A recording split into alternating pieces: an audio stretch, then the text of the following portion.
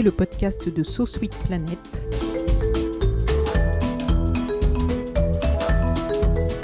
Je suis Anne Greff et je vous propose des rencontres autour des thèmes des droits humains, de la culture et de l'environnement. Aujourd'hui, dans ce podcast de So Sweet Planet, je vous propose une rencontre avec Teresa Mafféis, qui est la fondatrice de l'ADN, l'Association pour la démocratie à Nice. Teresa est militante, même si je crois qu'elle n'aime pas trop ce mot, mais on va en reparler. Militante depuis de nombreuses années. Elle lutte contre les discriminations et l'exclusion des sans-papiers.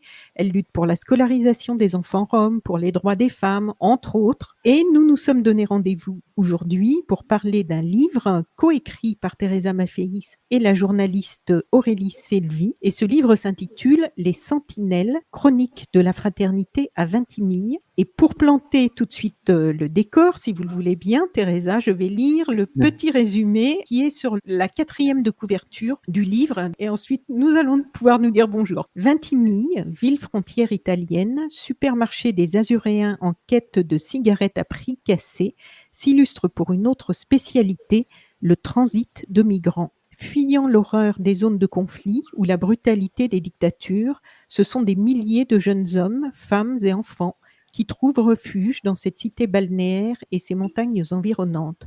Pour leur venir en aide, de nombreux citoyens, connus ou inconnus, boulangers ou retraités, princesses locales ou agriculteurs, anarchistes ou curés, se mobilisent. Ils collectent des vêtements et de la nourriture, manifestent avec les réfugiés, dénoncent l'illégalité de pratiques policières et beaucoup doivent se défendre devant les tribunaux. Dans ce journal de bord, Teresa Mafféis, figure militante locale, et Aurélie Selvi, journaliste, souhaitent leur rendre hommage en racontant l'histoire de la fraternité que ces insurgés écrivent depuis 5 ans. Bonjour Teresa Mafféis. Bonjour Anne. Vous êtes dans le sud de la France et donc on va parler de ce livre surtout. Et pour commencer, si vous voulez bien nous expliquer comment il est né ce livre. Alors ce livre, donc moi je suis donc à Nice, donc qui est l'endroit frontière entre Nice et Vintimille. Donc nous avons accueilli les migrants qui arrivaient de tous ces pays en guerre depuis quelque temps. Et auparavant, il n'y avait pas de fermeture de frontières, donc nous allions les rencontrer, leur offrir leur café, les aider un petit peu dans leur langue, à prendre le train, etc. Et donc j'étais là le jour de la fermeture de la frontière, où là tout a basculé.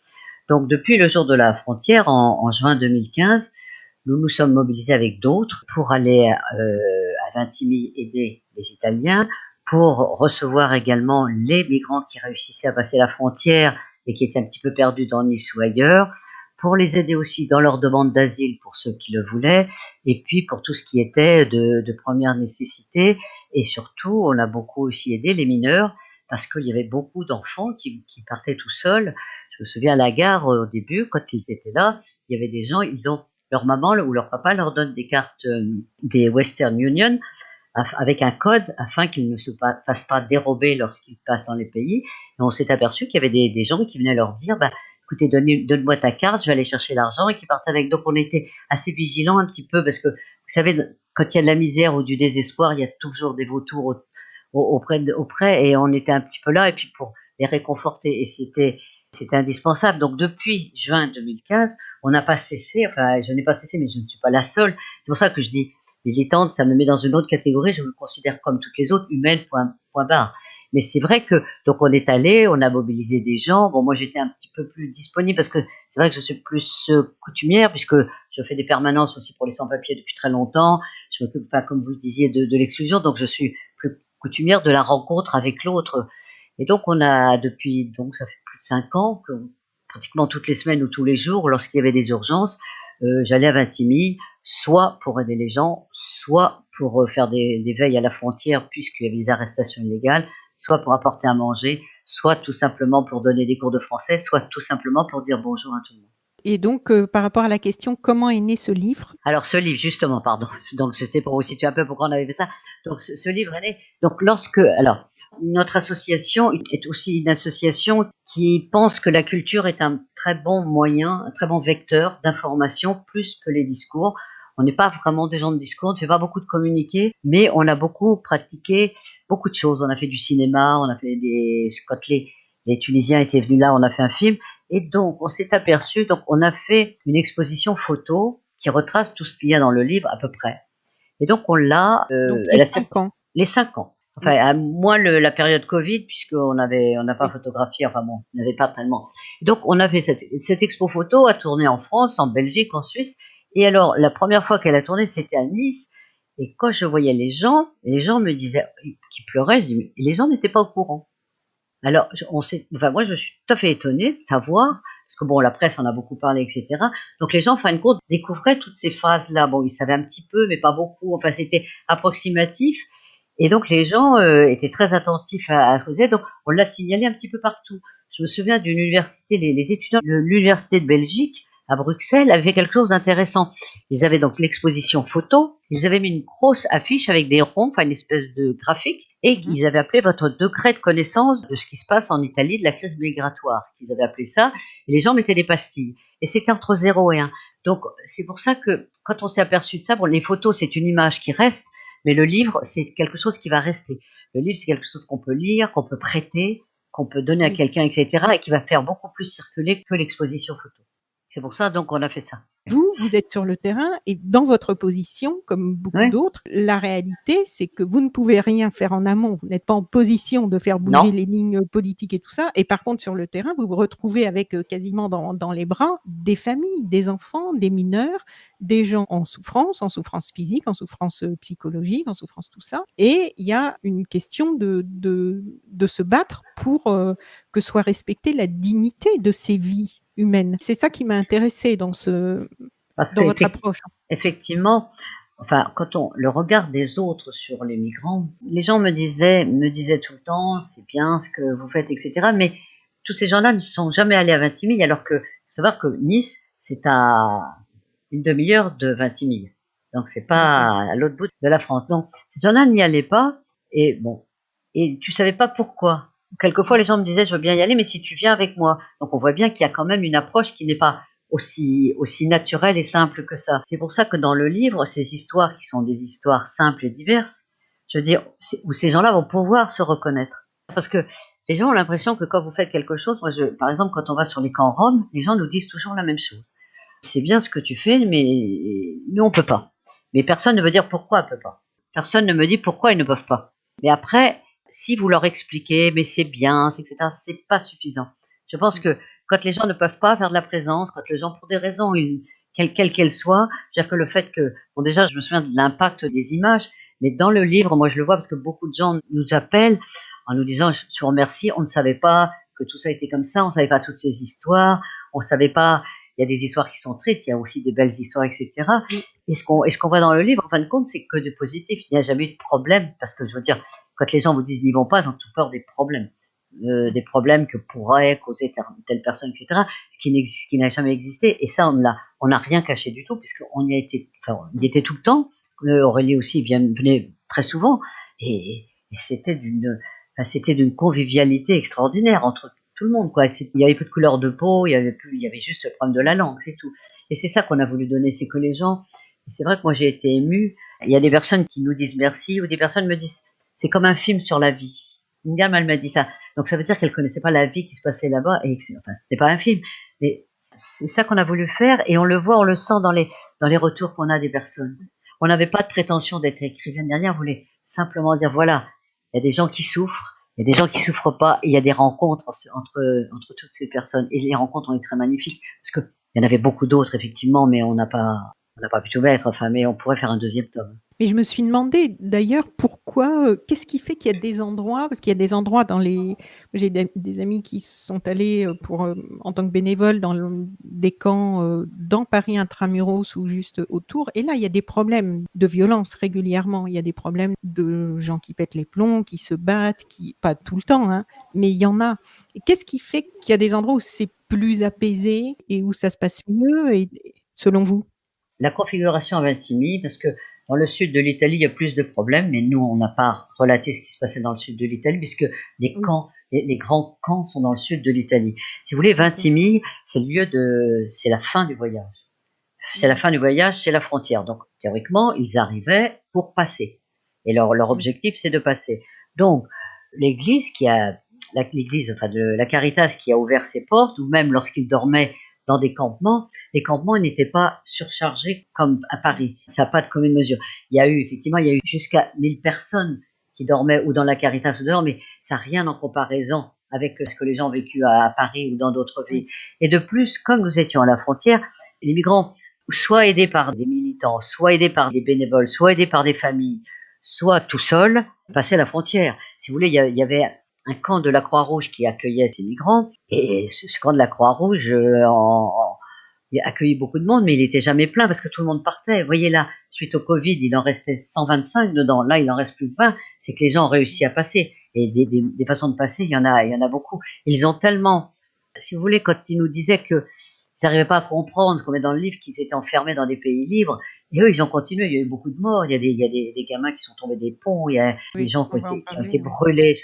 Donc, si vous voulez, c'est pas la même configuration parce qu'ils passent. C'est-à-dire qu'il y a pas, Oui. quand vous êtes à Paris, vous ne pouvez pas aller ailleurs qu'à Paris ou que dans la France. Tandis que là, ils passaient la frontière et après, ils s'éloignaient dans d'autres villes. Oui, Ce ils qui sont explique ça. en transit, quoi. C'est une Voilà, étape ils sont dans en le. transit. C'est pas la même Oui. chose. Vous expliquez dans l'avant-propos de ce livre que vous êtes vous-même fille de migrants italiens et Oui. que vous avez aussi vécu le rejet dans votre enfance. Et je me demandais à quel moment vous avez commencé à vous engager. Est-ce qu'il y a eu un moment, un Alors, déclic précis? je pense pas que je me sois engagée parce que que j'ai vécu le racisme en Italie, en France, pour mes Oui, parents. Enfin, moi, j'ai beaucoup souffert du racisme pour mes parents, pour le regard qu'avaient les gens sur les parents. Nous, à l'école, on n'avait pas les problèmes et moi, j'avais beaucoup de peine de voir les gens dénoncer mon père qui allait un peu travailler au noir pour nous nourrir, enfin, ma mère dont on se moquait parce que ça, c'est pour mes parents. Et sinon, moi, je n'ai pas à l'école, ça se passait bien, puis on avait des caractères assez forts, donc ça n'a pas été un problème. Et c'est vrai que je ne supportais pas parce que, par exemple, les gens disaient à ma mère, bah, tes filles, je vais les faire manger à la maison. Donc on arrivait nous, on voulait pas y aller. Il y avait toute la vaisselle qui attendait, le ménage, on avait une tranche de jambon. Mais on n'osait pas trop le dire à ma mère, mais on avait que des choses comme ça qui étaient assez humiliantes. Enfin, on était une ville de province et moi, je pensais que les villes de province seraient toutes pareilles. Donc, quand j'ai dû faire l'université, et la vie est bizarre. Je voulais faire médecine et en fin de compte, il y avait médecine à Orléans, donc j'ai choisi la seule discipline qu'il n'y avait pas, et c'était italien. Donc, je me suis retrouvée, le hasard, mais il paraît qu'il n'y a pas de hasard, à Nanterre en 68. oui. Donc de là, c'est parti Vous étiez dans le bain, là. dans le bas total. Et ça a pris. Ben oui, ça a pris parce qu'en plus, ça m'a Oui. formée parce que moi, je suis arrivée à l'université, j'étais assez jeune, Mm. j'étais très impressionnée par tous ces gens qui avaient lu les analyses politiques, etc. Et donc, ça m'a Oui. beaucoup appris et c'était aussi une réponse à mon désir au pourquoi j'étais partie pour mes parents. C'était une réponse. Je me dit, ben, on peut aussi faire des choses. 68 m'a montré ça. Nous, quand on allait voir les ouvriers, qu'on discutait avec eux, quand on allait dans les amphis quand il y avait des mobilisations, etc. Je me dis, bon, il y a des moyens. Moi, je n'étais pas, quand j'étais à l'école, bon, j'étais un peu pas très disciplinée, mais je savais pas qu'il y avait des moyens d'être, là, je suis entrée vraiment dans la base totale, d'un apprentissage très rapide. C'est la formation intensive. Attention. Et donc, c'est vrai que le hasard de la vie est assez bizarre. Il paraît qu'il n'y a pas de hasard. La première cause pour laquelle vous vous êtes, je ne sais pas, rejoint une association ou Alors, c'est vrai que quand j'étais très jeune, quand j'étais au lycée, effectivement, je défendais un petit peu mes camarades. Et puis, bon, j'avais regardé mes cotes. Bon, après 68, j'ai commencé à adhérer à des associations qui s'occupaient des gens en difficulté, notamment des migrants.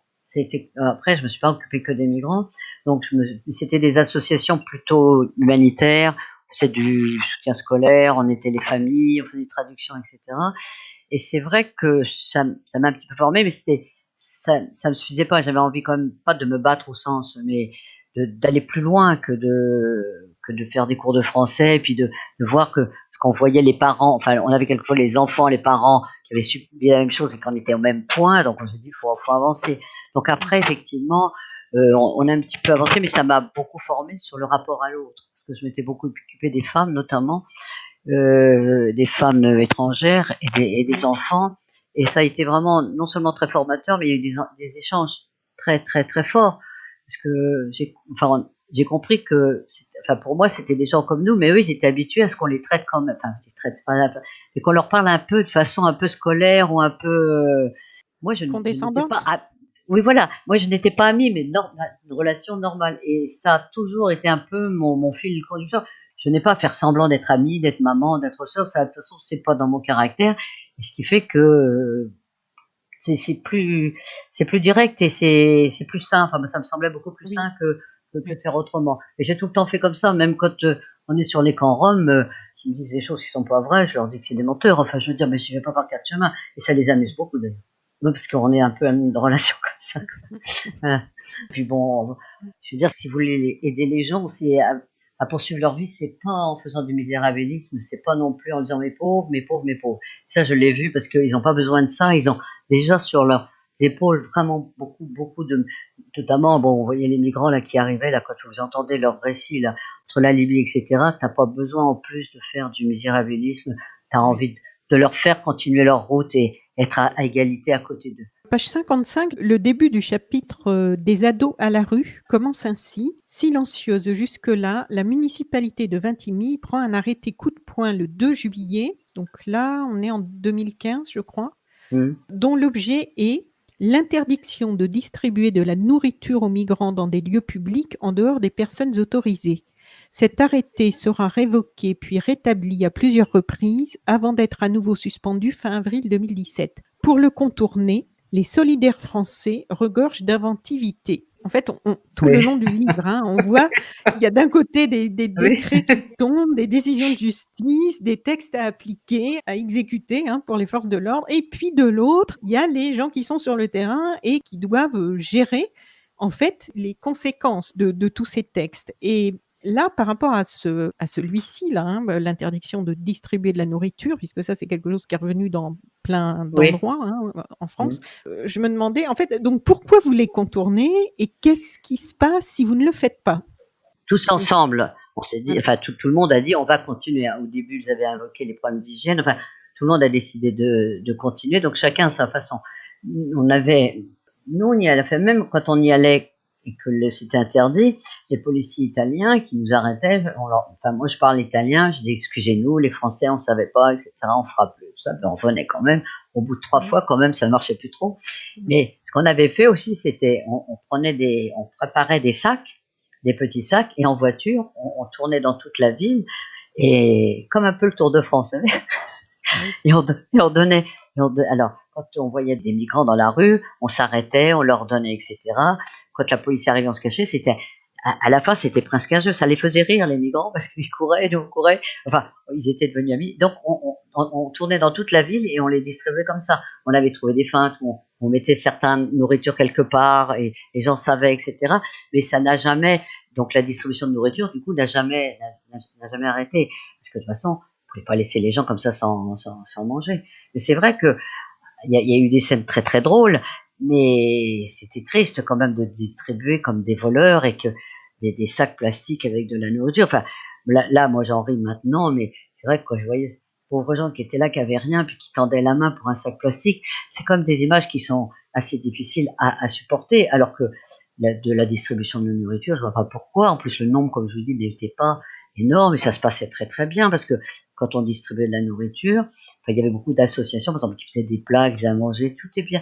Il y avait des fils, tout était bien ordonné, c'était très propre, tout repartait propre en même temps, et les gens avaient mangé, on distribuait des vêtements, etc. Ça, c'était, mais ça n'a pas duré très longtemps, en fin de compte, c'était un peu des effets d'annonce, et puis ils ont compris qu'on serait tout le temps là. De toute façon, on aurait trouvé Oui. d'autres solutions, hein. Mais quand même, parce qu'il y a aussi le problème de l'accès à l'eau, puisque là aussi, il y a des coupures d'eau sur les camps informels. Et ça aussi, c'est quelque chose qu'on a vu se reproduire dans plusieurs endroits et on l'a vu dans d'autres camps pendant le confinement, au début du Mmh. confinement, en région parisienne, où il y a eu des annonces comme ça de coupures d'eau. Quel est le but de ces coupures d'eau, d'alimentation, d'approvisionnement, qui sont des choses nécessaires à la survie d'un être humain? Donc, Alors, est-ce que c'est de pousser les gens à partir? Qu'est-ce qui, qu'est-ce qui alors, motive de telles décisions? Alors, la coupure d'eau en Italie, c'était d'autant plus dramatique parce que le fleuve le long duquel ils campaient était pollué. Donc nous, Oui. on ravitaillait énormément en bouteilles d'eau. Ça nous était autorisé. Il y Mmh. avait très peu de points d'eau. Il y avait aussi la Caritas qui distribuait des bidons. Devant les églises, il y avait des bidons d'eau. C'était, je vous dis, pas les mêmes situations que partout. Donc, parce que nous, on s'était préoccupé des gens avec des bébés qui donnaient de l'eau comme ça. Donc, il y avait énormément d'eau qui apportait là. Il y avait ils n'ont pas non plus arrêté. Il n'y a pas eu tellement de coupures d'eau en Italie. Il y en a eu certaines. Là, je vois, il y avait des fontaines qui étaient en dehors des jardins. Je vois là récemment, ils les ont mis à l'intérieur. Enfin bon, ça chez nous c'est pareil. À Nice, ils les enlèvent, etc. Et si vous voulez, il y avait beaucoup de gens. On a effectivement apporté beaucoup d'eau. Et c'est vrai que l'église avait, je vous dis, il y avait des gros bidons devant où les gens pouvaient prendre de l'eau. Donc ça, je veux dire, là, il y a eu tellement d'aides diverses entre des gens de la vallée de la Roya, entre les gens de Nice, entre des gens qui venaient du Var, entre l'église catholique qui a accueilli, mais Donc il y a de nombreux solidaires dans cette vallée de la Roya et dans votre région, dont nous avons entendu parler là au travers des procès que certains ont jugé devenir du harcèlement de plusieurs personnes, Martine Landry, Cédric Héroux, on voit tous les rebondissements. Donc il y a l'importance de la solidarité, de porter secours qui est évidemment très présente dans ce livre et dans vos activités. Mais on voit qu'il y a aussi pour vous et vos amis solidaires l'importance de surveiller et de témoigner de la façon dont est appliqué le droit ou de la façon dont n'est pas appliqué le droit. Et vous alertez régulièrement avec des associations comme justement Amnesty International sur des abus dont sont victimes les migrants en France, en Italie ou ailleurs, des expulsions qui peuvent être illégales, des mauvais traitements, voire de la torture. Ce travail de témoignage, c'est aussi quelque chose de très important, en fait, de défendre des personnes qui, finalement, qui ne peuvent pas se défendre. Voilà, c'est le plus important, mais c'est le plus désolant parce que, par exemple, sur les mineurs, il y a beaucoup de mineurs, il y a des milliers d'enfants qui arrivent tout seuls. Et donc, un mineur, normalement, ne doit pas être arrêté à la frontière ni arrêté nulle part. Puisque, comme je vous le disais, il dépend du droit de l'enfance, la protection de l'enfance. Il y a eu beaucoup d'enfants qui ont été arrêtés et remis en Italie. Et donc, ces enfants-là sont obligés aussi quelquefois de se cacher pour se sauver. Donc, il y a beaucoup d'enfants qui ont pris des risques aussi. Je dis, moi, il y a des enfants qui partaient. Moi, j'en ai vu qui étaient blessés, mais qui avaient été repris par la police. Et quand je leur disais, mais fais attention, mais ils te disaient toujours, on va recommencer. Donc là, en Italie, donc il y avait à la frontière. Alors, il faut savoir que quand la frontière de Vintimille, la première ville, c'est Menton-Garavan, et c'est une ville où vous pouvez arrêter les personnes et les renvoyer dans le pays. Après, vous ne pouvez plus. Enfin, c'est trop long à expliquer pour les auditeurs, c'est quelque chose de compliqué. Donc, les gens prennent le train, les migrants prennent le train, arrivés à Garavan, le train s'arrête et les policiers Le train montent. depuis l'Italie, donc. Depuis l'Italie, pardon. Les policiers montent et font descendre tous les gens qui sont de couleur noire, qui est aussi une discrimination. On l'a fait constater tant de fois, etc. Et il n'y a rien qui se passe. Donc, ils les font descendre, ils les renvoient en Italie, ils rentrent dans la PAF, dans la police des frontières, donc ils les mettent dans des Algeco, le temps que la police italienne les reprenne. Et quelquefois, vous voyez l'aide à des femmes avec des bébés, quelquefois des mineurs qui sont là, et qui ont passé la nuit dans ces Algeco, où il n'y avait pas d'eau, etc. Donc on s'est battu pour des choses comme ça, mais ce n'est pas le plus important. Donc nous, on a effectivement, avec beaucoup d'associations, les grosses associations, des moins grosses, on a fait ce qu'on appelle les observations à la frontière, où on a observé toutes ces irrégularités à la frontière, ces renvois illégaux, les mineurs, en plus quelqu'un qui rentre en France, s'il dit je demande l'asile, on doit faire la demande. Enfin, il y a eu beaucoup d'irrégularités, la France vient d'être condamnée d'ailleurs pour ça, mais ça ne change rien. C'est ça que je ne comprends pas, c'est que toutes ces régularités, par exemple sur les mineurs, tout le monde le sait, Monsieur Toubon était intervenu beaucoup de fois et ça n'a rien changé. Il continue à le En faire tant là. que défenseur des droits. Oui, parce que là, on a des amis qui sont allés là cette semaine parce que c'est chacun notre tour qui allons. Ils ont encore constaté les mêmes choses, que des mineurs ont été renvoyés, que des femmes avec des enfants, qu'il y a des familles qui ont... Et vous voyez, un exemple, l'autre fois, on me téléphone d'Italie en me disant, il y a une dame avec son mari et son bébé, enfin son enfant, qui prenait le train. Ils ont arrêté la maman qui était enceinte de presque 9 mois et ils n'ont pas laissé le mari et l'enfant. Donc le mari et le fils étaient restés là-bas. Vous vous rendez compte de la situation? Donc on a demandé à des gens bienveillants, ils sont allés les chercher et ils ont réussi à ce que l'enfant et le mari viennent. Comme ça, bon, la femme a accouché, il y a la famille ensemble. Mais vous vous rendez compte un peu d'une cruauté de voir un couple comme ça, avec la femme, et ça se voyait qu'elle était enceinte 9 mois, ça se voit quand même. Et on a eu plein d'histoires comme ça, dramatiques, franchement.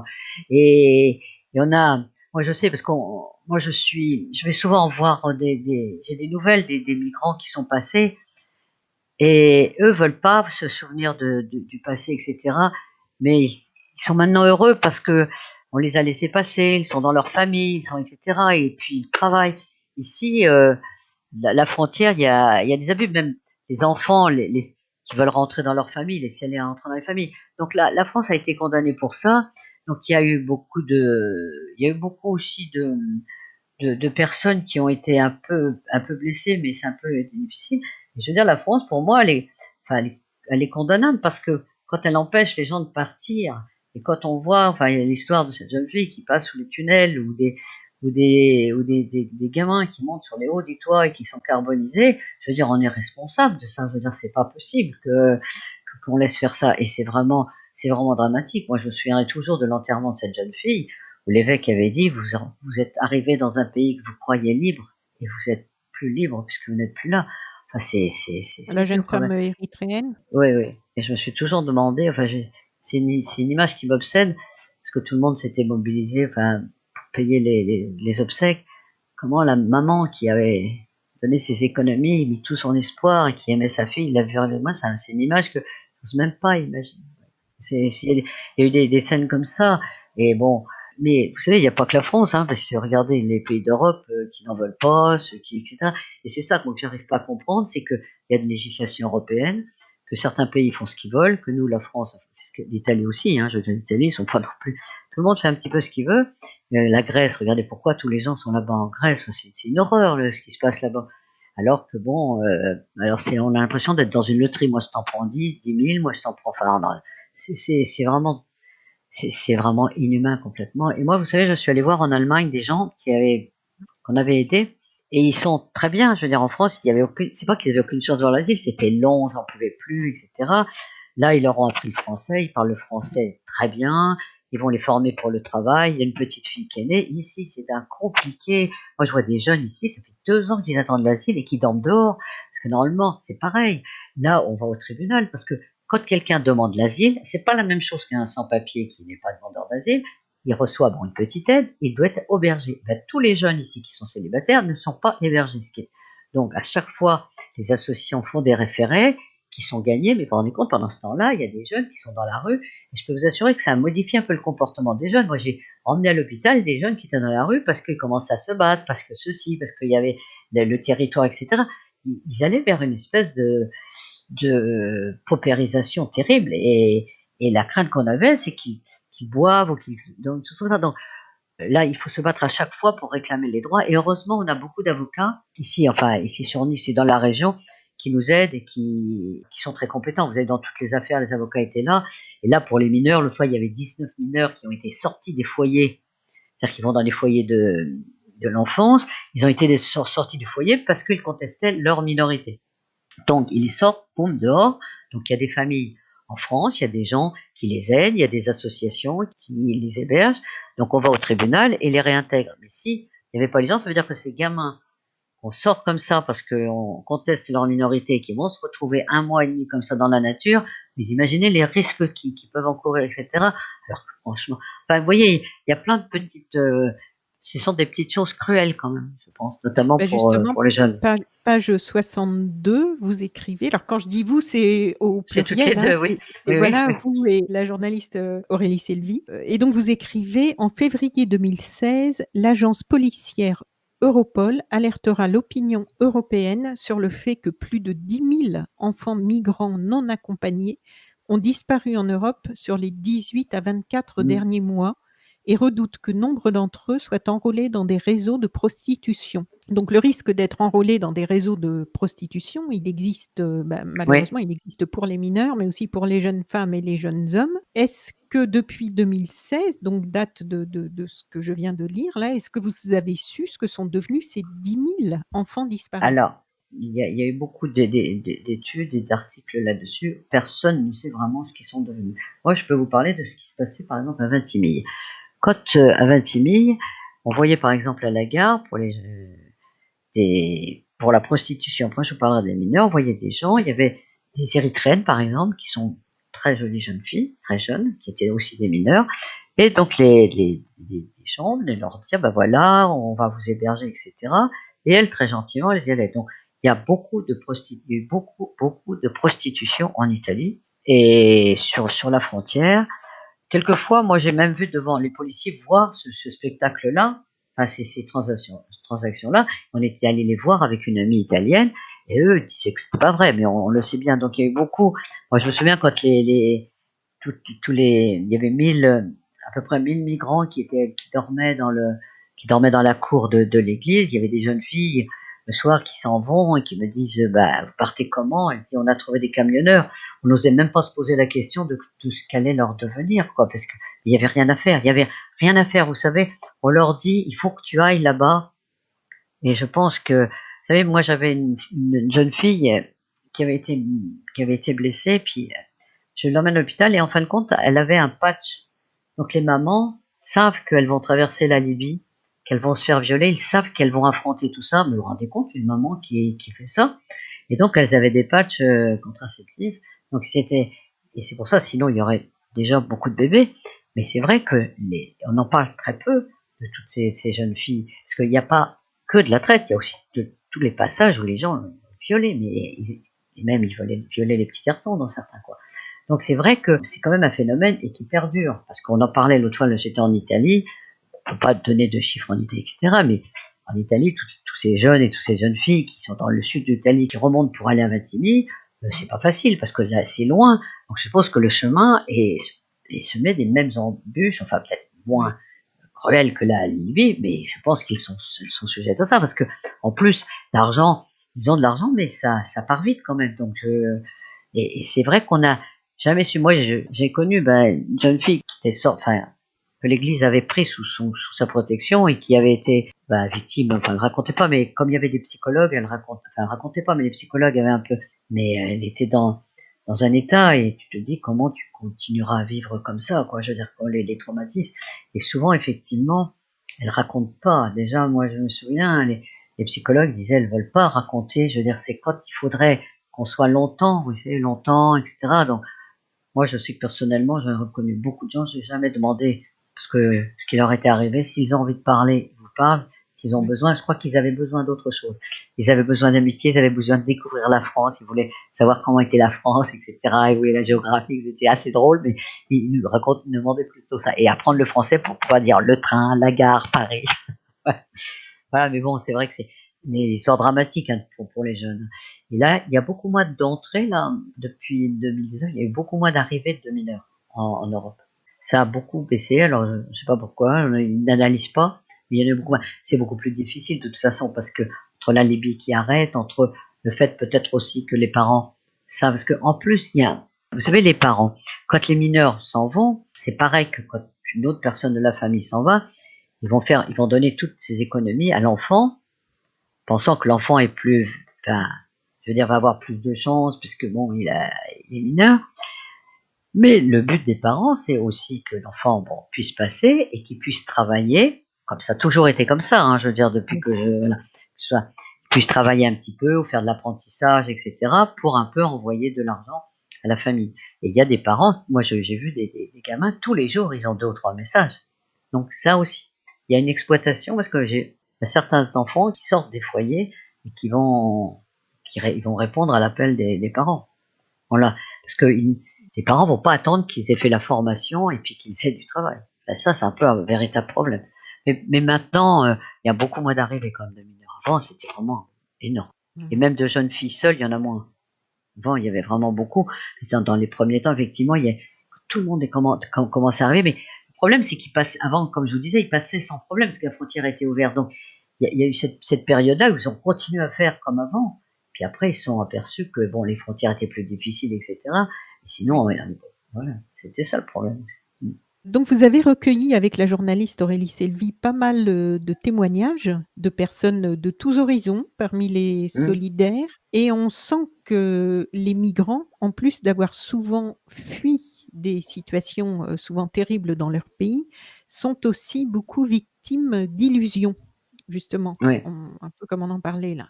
Je pense notamment au témoignage d'Andrea Giglio qui travaille, dans le domaine de la santé et qui dit: «Quand ils arrivent en Europe et se rendent compte de la situation, du fait qu'ils ne peuvent pas circuler librement, qu'ils ne sont pas les bienvenus, le choc est extrêmement fort». Mmh. Vous dites qu'ils découvrent aussi le racisme. Mais selon vous, Mmh. qu'est-ce qui nourrit cette illusion? Alors ce qui nourrit, enfin moi ça fait longtemps, je vous dis, ça fait des années que je fais des permanences pour les migrants. Par exemple, quand au début, il y avait beaucoup de gens du Maghreb qui arrivaient ici à Nice et tout le monde, le sait et dès qu'ils avaient leur carte de séjour, ils repartaient au pays avec des vieilles voitures qu'ils n'avaient pas payées cher ou beaucoup de cadeaux pour tout le monde et ils disaient à tout le monde: tout se passe bien, il y a pas de problème». Donc il y a eu ça très longtemps, parce que quand on a fait le film justement sur la révolution tunisienne, puisqu'ils avaient été bloqués en Italie pareil, quand on est allé le présenter à Tunisie et que les jeunes Tunisiens ont vu que ce que racontaient leurs copains qui étaient partis n'était pas du tout ce qui leur était arrivé, mais c'est vrai. Et là, l'illusion, pour les demandeurs d'asile, alors par exemple, pour les gens comme, il y a beaucoup de Sénégalais qui arrivaient et ils me disaient, Teresa, t'occupes pas de nous, occupe-toi des autres. Pour les autres, il y a la guerre, c'est difficile, mais nous, non. Parce que tu sais, nous, notre pays, il a été colonisé pendant des années et des années. Nous, on parle le français, donc forcément, ils vont nous prendre. Et moi, je savais pas trop quoi répondre à ça, quand même. Parce que c'est pas comme ça que ça se passe. Alors donc, si vous voulez, les gens racontent plus ou moins de choses. Et il y a aussi une autre chose, c'est que ils s'appellent entre pays, entre personnes de même nationalité. Par exemple, ils vont dire, moi je connais par exemple beaucoup d'Érythréens qui sont en Suède et Oui, qui appellent ceux qui sont là en disant, bah voilà, tu peux venir là, etc. Enfin, il y a quand même, si vous voulez, moi les gens disaient toi, mais pourquoi ils ont des téléphones portables, c'est du luxe, etc. D'abord, c'est le contact avec la maman ou le papa, je veux dire, ça c'est un peu, mais, mais si vous voulez, ça circule beaucoup. Je veux dire, moi je suis allé voir d'une famille érythréenne qui est partie de France alors qu'elle aurait pu, je pense, avoir les papiers, mais enfin, ils ont choisi parce que des gens qu'elle connaissait de la famille étaient, par exemple, en Allemagne. Donc, je veux dire, il y a beaucoup de. Moi, je me souviens au tribunal, il y avait des Afghans, c'était l'hiver, et ils ont gagné parce que bon, ils ont été relâchés, et ils voulaient aller en Suède. Et le juge, il disait, mais pourquoi vous voulez aller là-bas? Donc, il leur expliquait qu'il faisait froid, tout ça, mais eux, ils s'en fichaient. Eux, ils avaient des gens, il y a des communautés un peu partout, et donc les gens vont dire, bah, tu vois, dans ce village-là, il y a besoin de. C'est quand même un monde comme ça. Sauf pour certains qui, eux, il y a des gens qui sont seuls et isolés, et eux, ils ne connaissent pas. Il y a eu beaucoup, notamment, enfin, dans les Sénégalais, il y en a beaucoup, par exemple, sur la Côte d'Azur, mais c'était il y a quelques années. Maintenant, c'est plus possible d'avoir, enfin, les lois ont changé, on explique, les lois ont complètement changé. Avant, il y avait besoin de travail, etc. Donc, il y a beaucoup de Sénégalais, de Cap-Verdiens, de Philippins qui font les femmes de ménage. Et là, c'est un peu plus compliqué. Mais c'est difficile de leur dire que ça marche plus comme ça, quand même. Parce que moi, je connais un Érythréen, lui, il a sa sœur en Suède, son frère en Norvège. Donc, si vous voulez, pour eux, quand ils partent, ils vont aller là ou là, pas forcément rester. Il n'y a pas beaucoup qui veulent rester en France, contrairement à ce qu'on pense. Sauf ceux mmh, qui parlent français, et encore. Mais sinon, les gens, ils ont d'autres destinations que la France, hein, quand même. Si vous voulez, ils savent, parce que eux, maintenant, ils savent que la frontière est fermée. Mais les premiers ne pensaient pas que la mmh, frontière était fermée. De toute façon, il y a une chose aussi. Ils savent, ceux qui savaient au début, ça a été une catastrophe, etc. Là, ceux qui arrivent maintenant, ils ont compris que c'était fermé. Sauf qu'ils oui. te disent, plutôt mourir, plutôt aller ailleurs que rester chez nous. Les gens, ils peuvent pas rester dans les pays en guerre. Les gens, ils peuvent pas rester au Yémen. Les gens, ils peuvent pas. Donc, je veux dire, ceux-là savent qu'ils vont affronter plus de difficultés. Ça, c'est sûr.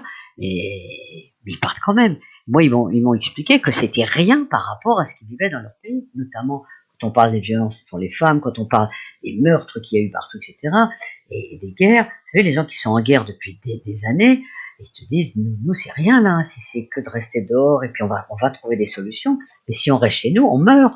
Donc ils savent, c'est pour ça que c'est pas, ceux-là ne se font pas d'illusions, mais c'est ça ou la mort, hein, pour certaines Oui. personnes, mort de faim, mort par la guerre, enfin vous connaissez un peu tout ça. Page 180, on distingue nettement, en fait, à lire ce journal de bord sur 5 ans, que 2 lectures, 2 approches de la situation se confrontent en permanence. Donc, on en a déjà parlé, hein, l'une qui vient de l'administration, de l'État, qui semble une froide et clinique exécution de décisions et d'actions implacables, déshumanisées, et de l'autre, une approche qui est à l'opposé, guidée par la solidarité, quitte à déroger à la loi. Et puis au milieu de ces deux approches, je dis deux approches parce que, bon, façon pour Mmh, parler globalement, parce qu'il n'y a pas mmh, non plus que des pourris du côté des autorités, et que il y a quand même aussi des gens, heureusement, des gens bien partout, je pense. Mais là, on voit, hein, puisque c'est le parti pris de votre livre, de montrer sur le terrain comment les décisions, l'exécution des décisions et d'appliquer la loi, ce que ça provoque comme conséquence dans la vie de gens qui sont là. Donc, cette approche, ensuite, la deuxième approche, donc, qui est guidée par la solidarité, quitte à déroger à la loi, et puis au milieu de ces deux approches, de ces deux attitudes, il y a des vies humaines dont le présent et l'avenir dépendent beaucoup, voire complètement, d'entre les mains de qui ils tombent sur leur mmh. parcours, ce qui les rend très vulnérables. Est-ce que ces deux camps, entre guillemets, se rapprochent parfois? Est-ce qu'il vous arrive de dialoguer avec des responsables politiques ou des forces de l'ordre de la région ou au niveau national, de dialoguer autrement que dans les salles des tribunaux? Parce que là, il y a toujours, c'est toujours dans la confrontation, en fait, puisque Ouais. la plupart du Bah, temps, les deux parties mmh, se rencontrent quand vous en arrivez au mmh, tribunal. Mais est-ce qu'au niveau de ceux qui prennent ces décisions, que ce soit couper l'eau, ou les interdictions diverses et variées, ou fermer, que ce soit l'église de San Antonio ou le centre, est-ce que ces gens qui prennent des décisions, est-ce qu'il y a des moments où vous pouvez vous rassembler autour d'une mmh mh. table? Ça semble peut-être naïf, mais enfin, je veux dire, est-ce qu'il y Oui, a des oui. moments où on vous donne l'opportunité de remonter votre vécu du terrain? Pas par les autorités. On n'a jamais eu ça. Par exemple, les élus locaux, ils sont droits dans leurs bottes pour le rejet. On là aussi, on passe au tribunal à chaque fois. En Italie, je me souviens quand il y avait le premier maire qui était là, qui était un maire assez sympathique, monsieur Ioculano, effectivement, on faisait des réunions.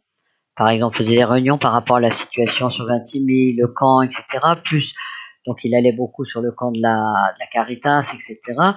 Donc on avait beaucoup discuté, même avec les gens de la Roya étaient venus aussi avec eux. On était tous là. On a beaucoup parlé des distributions alimentaires. Puis après, ça s'est vraiment envenimé. Enfin, pas de notre fait, c'est que les décisions du gouvernement ont changé et qu'on a pu rencontrer ni le maire, que ce soit le maire d'ici chez nous, aux Alpes-Maritimes, ou que le maire là, le maire a changé de toute façon, mais on a pu rencontrer à chaque fois, c'est ou par la voie juridique ou par la mobilisation ou par l'entêtement qu'on a à faire les choses qui sont interdites. Mais sinon, on n'a jamais eu là. On a des rencontres quelquefois avec les services du droit d'asile pour leur signaler un petit peu pas les abus, mais le contournement de la loi, etc. Enfin, le non-respect de la loi. Donc, tu obtiens quelques petits, ou l'accueil, vous savez, l'accueil est pas toujours bon, etc. Mais c'est pas les grosses victoires, quoi. Je veux dire, c'est vraiment du quotidien pour améliorer le quotidien. Enfin, dans la région, on n'a pas, ça manque beaucoup, hein, parce que on n'a pas de, on a des mairies qui sont pratiquement toutes contre, quand même. Et c'est d'ailleurs, ce qu'on voit bien aussi là quand on arrive vers la fin du livre, page 278, on a l'impression que vraiment, même moi sans être sur place, mais en suivant de loin l'histoire, par les médias, de Cédric Herrou ou de d'autres solidaires, dans votre coin, ce qui est curieux, je trouve, c'est qu'on a vraiment l'impression que la justice, se cherche. C'est assez curieux à observer. Un jour vous êtes coupable, le lendemain non, selon que l'on considère que la solidarité est un crime ou non. Et il y a toujours cette question, en fait, solidarité ou illégalité. Et comme vous l'écrivez, vous écrivez à la barre, ce sont deux visions du droit et du devoir qui s'entrechoquent. Et même les accusateurs peuvent devenir les accusés. Et vous mentionnez ainsi plus loin que fin 2017, donc je cite, le chiffre tombe 50 000. C'est le nombre de Mmh. reconduites à la frontière de migrants qui ont été effectuées durant l'année, annonce le 4 décembre au matin sur les ondes de France Bleu Azur le préfet des Alpes-Maritimes. Ironie du sort, entre 2017 et 2018, le haut fonctionnaire sera condamné pas moins de 4 fois par la justice pour pratiques illégales envers les migrants, suite en grande partie à des reconduites à la frontière d'exilés mineurs en dépit Mmh. de l'obligation légale de les prendre en charge et d'assurer leur protection. CQFD. Comment vous vivez ce rapport à la justice? Parce que c'est quand même, on a l'impression que c'est toujours un peu flou, quoi. Bah, c'est pas, enfin, je veux dire, comme je vous disais tout à l'heure, c'est pas flou. On sait qu'on a, enfin, à Nice, on sait qu'on a la préfecture et bon, la préfecture qui va tout le temps attaquer par rapport à quoi que ce soit. On sait aussi que, alors nous aussi, on est en vigilance permanente dès que justement, on est souvent nous accusés, etc. Mais par exemple, sur les mineurs, là, on tient bon. Puisque là, la justice est obligée de les condamner, puisque si vous, ça c'est clair, un mineur, ça rentre pas dans le droit des étrangers, ça rentre dans la protection de l'enfant. Donc là-dessus, si vous voulez, c'est des cas entre guillemets faciles, sauf que on connaît pas tous les mineurs qui se sont fait refouler. Donc ça veut dire aussi que parfois il doit y en avoir, etc., qu'il faudrait le faire savoir. Mais c'est assez pénible parce que quand on va au tribunal, à un moment, on allait tout le temps au tribunal et c'est vraiment une perte de temps énorme. C'est-à-dire qu'il faut attendre, puis alors renvoi par renvoi, et puis pendant que vous n'êtes pas renvoyé, vous n'avez pas le droit d'aller en Italie, par exemple. Moi, c'est ce que je craignais. J'ai vraiment fait attention parce que là, sinon, tous ceux qui sont en instance dans les tribunaux n'ont pas le droit d'aller en Italie. Et vice versa, d'ailleurs, hein. Et donc, on est un peu aussi sur la corde raide, nous, parce qu'on fait un petit peu attention, on est obligé de prendre plus de précautions. Et c'est vrai que ça combat tous les jours. On n'a jamais eu de préfet qui soit. Ouais, ça fait très longtemps, comme je vous disais tout à l'heure, que je m'occupe des sans-papiers. Avant, je fais partie d'une association qui s'appelle le COVIAM. Donc, à chaque fois que le préfet changeait, on demandait d'être reçu. Il nous recevait. Je veux dire, il s'était ça, nous, on disait, ben voilà, il y a ça qui fonctionne pas bien, enfin, bref. Et on était reçus. Arrivé, Ah, là, il y avait pas, du dialogue, donc. il y avait du dialogue. Mais alors, depuis celui-là, les deux derniers, on n'a jamais, ils nous ont jamais répondu à notre demande de rencontre. Alors que c'était des rencontres tout à fait formelles et je veux dire, c'est pas revendicatif dans le bon sens du terme. On a tout le sens, moi ça fait 25 ans que je fais ça, c'est la première fois que je vois des préfets ne pas vouloir nous recevoir.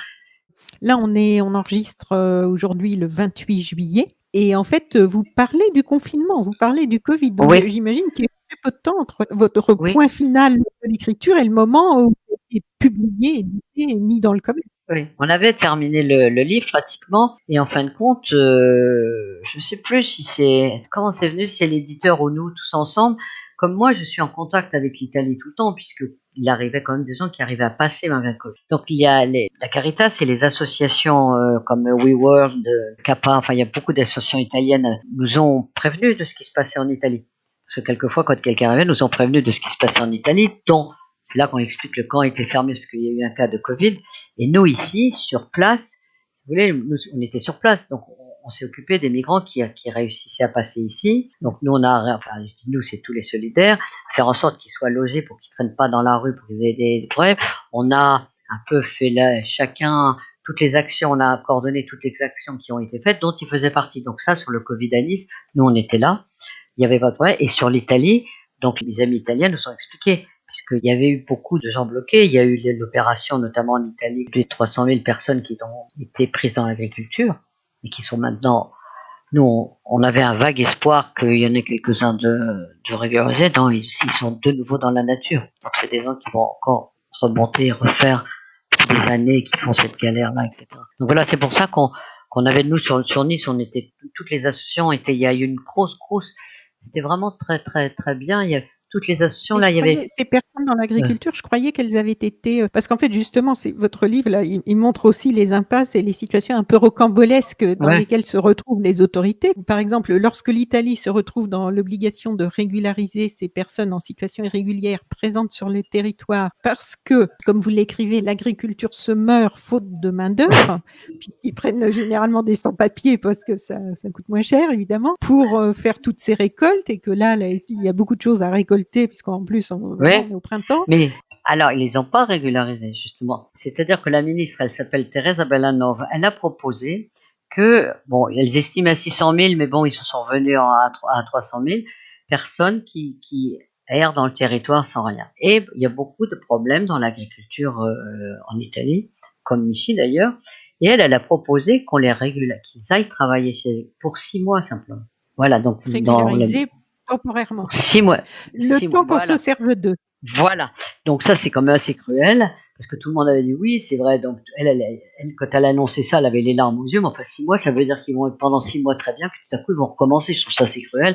Donc et d'ailleurs, on voit ces gens qui nous agriculteurs qui reviennent et qui essaient de passer la frontière. Enfin, l'Italie en plus étant, c'est paradoxal parce que moi quand j'étais petite, on était le pays qui faisait le plus d'enfants. Je crois que c'est le pays qui en fait le moins maintenant. Et ils ont un problème de natalité, donc un Ah problème oui. d'emploi, donc de salariés, etc., et qui vont finir par le faire. Et alors, ce qui a provoqué ça aussi, enfin ça a provoqué une autre chose, c'est que la mafia aussi a fait ça.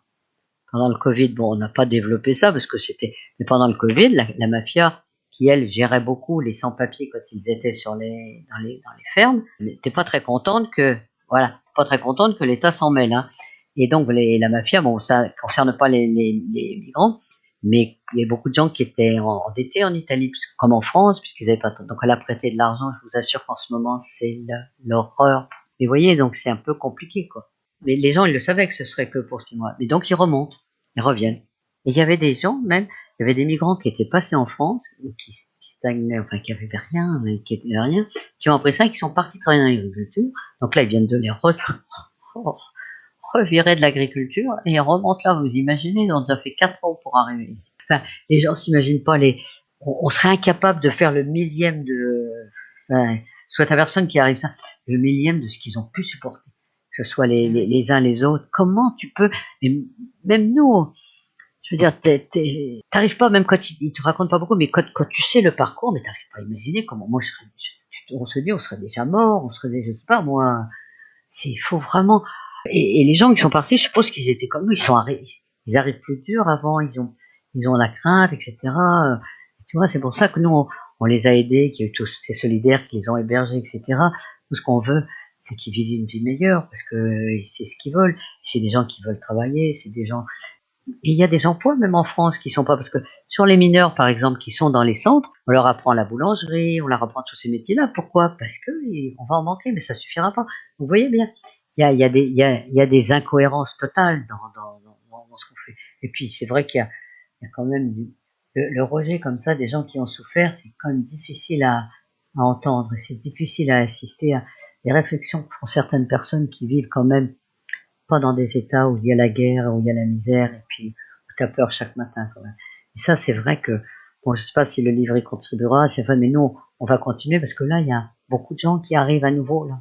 Et c'est reparti, c'est-à-dire beaucoup de gens, il y a encore eu beaucoup d'arrestations à la frontière ici, à Vintimille. Je pense que ça va être une année dramatique, là. Dramatique parce que là, entre ceux qui reviennent, qui repartent, les gens qui sont sur le territoire français, qui n'ont pas de papier, à qui vont recevoir les refus, ceux qui vont arriver qu'on va bloquer, je n'ose même pas y penser. Et là, justement, la grosse question en ce moment, il y a eu une manifestation en Italie l'autre fois, le dimanche, parce que ils parlent de fermer donc le camp de la Croix-Rouge. Et donc les associations essaient de faire pression. Et là, on ne sait pas où ça en est. Enfin, on a fait une manifestation en Italie. C'est la pression parce que fermer le camp de la Croix-Rouge, ça veut dire faire prendre beaucoup plus de risques, et sanitaires, etc., à tout le monde, ceci dit. Parce que, je veux À dire, Vintimille, quand le même, camp de la Croix-Rouge oui, à à Vintimille? Vintimille, Oui. ils veulent le fermer, ce qui est quand même une aberration totale. Mais le problème, c'est que le camp de la Croix-Rouge de Vintimille, la Croix-Rouge en italien dépend du ministère de l'Intérieur, ce qui est compliqué. Enfin, il y a des gens, je sais, qui demandent à ce que la Croix-Rouge ne soit plus partie mais ça a toujours été comme ça en Italie. C'est assez compliqué d'expliquer ça aux gens. Il y a la Croix verte, sinon, et la Croix-Rouge, donc c'est le ministère de l'Intérieur. Donc c'est assez, donc du coup, c'est le ministère de l'Intérieur qui va décider, pas la Croix. Alors les gens ils font l'amalgame avec la Croix-Rouge d'ici, ils disent mais c'est pas du tout la même chose. Ils sont très gentils, hein, les gens de la Croix-Rouge là-bas, hein, c'est pas un problème, mais ils ont cette organisation. Donc dans peu de temps, on saura, je pense que d'ici la semaine prochaine, on saura si oui ou non. Et là, si la Croix-Rouge ferme le camp, ça va être une catastrophe. Il va y avoir des gens partout, et Mais là, ça il y a va du faire. monde. Il y a du monde donc actuellement dans Oui, ce et camp. ça, et les gens de Vintimille, alors ça augmente beaucoup le racisme, parce que à Vintimille, comme on le mettait dans le bouquin, c'est une ville qui vit parce que tous les gens de la Côte d'Azur, ils vont acheter des cigarettes, mais alors, les cigarettes, les bouteilles d'alcool, ils vont manger, ils vont dans les magasins où c'est pas cher, etc. Donc pendant tout le Covid, ils n'ont rien eu. Vintimille est une ville vraiment dans un état économique dramatique, donc ce qui renforce un peu le rejet. Donc Vintimille, s'il n'y a pas le camp de la Croix-Rouge et si tous les migrants sont partout, je crains qu'il y ait quand même des réactions plus violentes que ce qu'il y a eu, parce que les Italiens, bon, à Vintimille, bon, il y a des racistes comme partout, etc., mais il n'y a pas eu. Mais là, je crois que ça serait quand même exposer les migrants quand même à un danger, parce que ils n'allaient pas dans la ville, hein, ils allaient sur le camp ou sur le côté. Je veux dire, il n'y avait pas de, il y avait aucune raison d'y aller. De toute façon, ils n'ont pas tellement de. Vous voyez, donc il y a à cette période-là, en plus, fin du Covid, fin des 300 000 qui vont sortir là de la fin des bateaux qui arrivent, etc. Je pense que la fin de l'année va être dramatique. Vraiment très difficile de penser que dans des sociétés comme les nôtres, il y a des gens qui ont des attitudes, des gouvernements qui ont des attitudes comme ça où l'humain vient en dernier. Ça, c'est vraiment dramatique. Le mot humain vient en dernier. C'est ça. C'est-à-dire, ils sont jamais considérés comme des humains. Tu vois, c'est des migrants, c'est la guerre. C'est jamais ça. Pour terminer, la culture est donc assez présente dans votre univers, dans cet univers. Et en fait, ma question que je comptais vous poser, c'est est-ce que c'est un hasard ou est-ce que c'est une volonté? Mais vous y avez répondu au début de notre discussion, donc ce n'est pas un hasard. Non, c'est pas un hasard. Est-ce que vous avez des projets là, culturels au milieu quand même de tout ce chaos et ces difficultés post-Covid pour les mois qui viennent? Si on a des projets, donc là on est très culture, on fait par exemple le festival de Super 8 et on a innové puisqu'on a toujours mis des sujets assez difficiles dedans. Le premier film qu'on a fait, c'était sur les migrants, sauf qu'on a mis que il raconte l'histoire d'un migrant et à la fin les gens s'aperçoivent que c'est un extraterrestre et qu'il part en fusée. Donc le film n'a pas vieilli. Donc on est allé donc on a un projet effectivement de film, on y réfléchit, mais je peux pas vous le dire parce que c'est un peu compliqué. On a un projet de film actuellement. On va retarder un petit peu tout ça parce qu'il faut qu'on aille présenter le livre et l'exposition photo. Donc, il va falloir qu'on prenne un peu le temps. En plus, il faut qu'on continue. Parce que moi, je fais aussi des permanences pour le droit au logement. Donc, si vous voulez, il faut que je continue mes activités militantes avec le fait de présenter le livre, etc. Donc, on va réfléchir un petit peu au projet. Après, je vous dirai quand on le fera, promis, je dirai. Et c'est vrai qu'on a beaucoup utilisé et les Italiens font beaucoup ça aussi. On a fait des cabarets solidaires, on a fait des choses comme ça. Et on n'est pas, là on a écrit, mais ça a été pas facile pour moi d'écrire. Parce que moi je suis quelqu'un de terrain. Et je parle, je aide, mais j'ai un peu du mal. Mais ça fait du bien parce que ça fait du bien d'avoir posé quelque chose. Tu vois, c'est comme quand on fait des films, ça pose comme quelque chose, on peut en discuter après, parce que quand vous rencontrez des gens, puis vous leur dites, voilà, Vintimille, il se passe ça et ça, c'est pas, tu en dis qu'une infime ou qu'un détail, parce que quand les gens ont le livre, chacun nous interroge sur parties différentes, et puis veulent savoir des choses, etc. Chacun donne des idées aussi. Je trouve que c'est bien, c'est la première fois qu'on écrit un livre, et c'est pas mal. C'est marrant parce qu'on est 6 enfants, nous, on n'a pas vécu la même chose. Mais on a fait partie des gens, on a compris tout de suite, je sais pas pourquoi, même étant en famille assez pauvre, qu'il fallait réussir, comme disent les Français. Mais réussir financièrement, dans la vie active, etc. Et je sais pas, mais comment on a fait, mais on a tous réussi comme ça. Parce que on a eu moi maintenant je suis en retraite, on a eu des belles situations, etc. Et on a continué à aider les autres. On reste des gens très simples.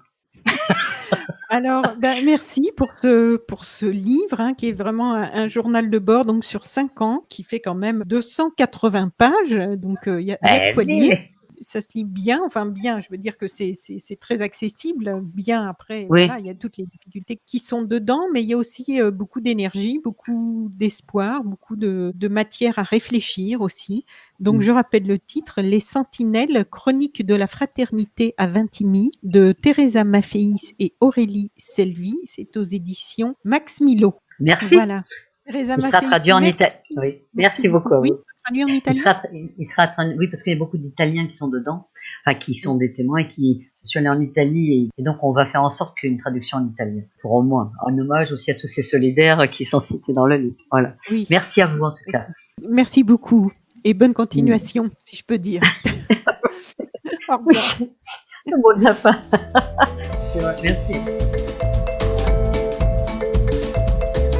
Chères auditrices, chers auditeurs, si vous avez apprécié ce podcast de So Sweet Planet, n'oubliez pas de lui mettre un avis favorable sur votre application de podcast, par exemple 5 étoiles sur Apple Podcast, et de rédiger un avis sympathique. Cela me fera plaisir. Pour plus d'informations sur les droits humains, l'environnement et la culture, vous pouvez suivre la page So Sweet Planet sur Facebook, Enfin, n'oubliez pas de vous abonner gratuitement, soit à la newsletter sur le site sosuiteplanet.com, soit au podcast sur votre application de podcast pour être informé des prochains podcasts de SoSuite Planète mis en ligne. À bientôt.